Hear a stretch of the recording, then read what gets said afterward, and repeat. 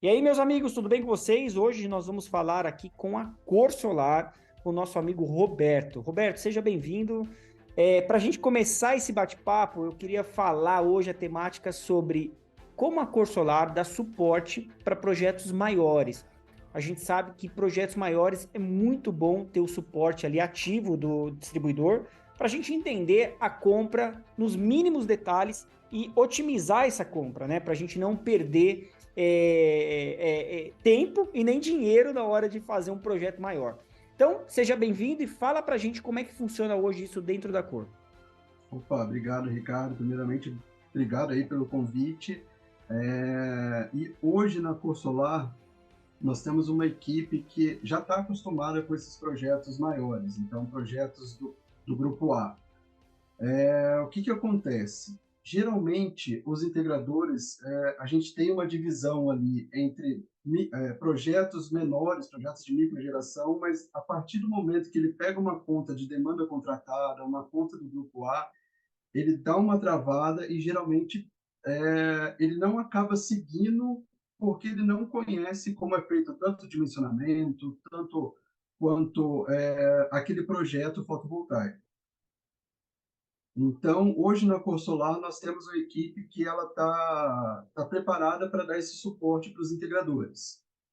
Uhum. Que legal. E a partir de que porte você pode contar com esse time da Cor? Existe um porte mínimo, assim, para a gente falar, olha, a partir de 2 mega, a gente já tem um time para produções de projetos rurais maiores ou projetos comerciais maiores. Ou não, sempre quando a gente precisar, a gente pode contar. Não, depende, Ricardo. Tem muitos casos aqui que às vezes acontece que o cliente pega uma conta de demanda contratada, passa para a gente como que é como que ele faz aquele dimensionamento, e na hora que a gente pega aquela conta para auxiliar o cliente a fazer o dimensionamento, a gente às vezes se depara com alguns pontos que não é só a conta de energia que vai refletir. Então, por exemplo, o cliente ele tem um custo simplificado, que ele precisa fazer uma adequação de construir uma cabine de entrada, então isso já vai gerar um custo mais elevado. Então a gente orienta, nesse caso aqui, é bom a gente passar pelo menos uns 2 orçamentos para esse cliente. Nesse caso aqui, você vai gerar isso, você vai ter essa opção, você vai ter essa economia. Se você partir para cá, você vai ter um custo maior de implantação, de adequação, e o seu payback aqui ele vai se comportar dessa maneira. Então, a gente precisa deixar claro que não é só a conta de energia que a gente vai monitorar. A gente precisa de outros pontos também que, às vezes, o cliente pensa, vou vender uma usina de 1 mega, uma usina de 500 quilowatts, mas a gente precisa orientar da melhor maneira como que ele vai prosseguir com esse dimensionamento. Isso é muito importante, pessoal, saber, porque isso faz a diferença de um bom parceiro na distribuição, né? Quando a gente fala de o que que é diferente na distribuição, não é só falar, eu quero esse equipamento ou aquele, mas espera aí, deixa eu entender o que que você vai fazer, para ver se você vai por esse caminho mesmo ou por esse. Isso faz toda a diferença no dia a dia de quem está montando o projeto. A gente sabe que montar um projeto de 1 mega, 2 mega, se você errar, a gente está falando que o integrador vai sofrer muito nesse erro, né? E, consequentemente, toda a cadeia sofre, porque se ele perder, o distribuidor que é parceiro dele também perde. Agora, é bom que todos façam o caminho correto aí das coisas. Muito legal, bacana saber disso, Roberto. Mais algum ponto que você queira destacar sobre essa parceria de engenharia da Cor, dando suporte para os seus parceiros?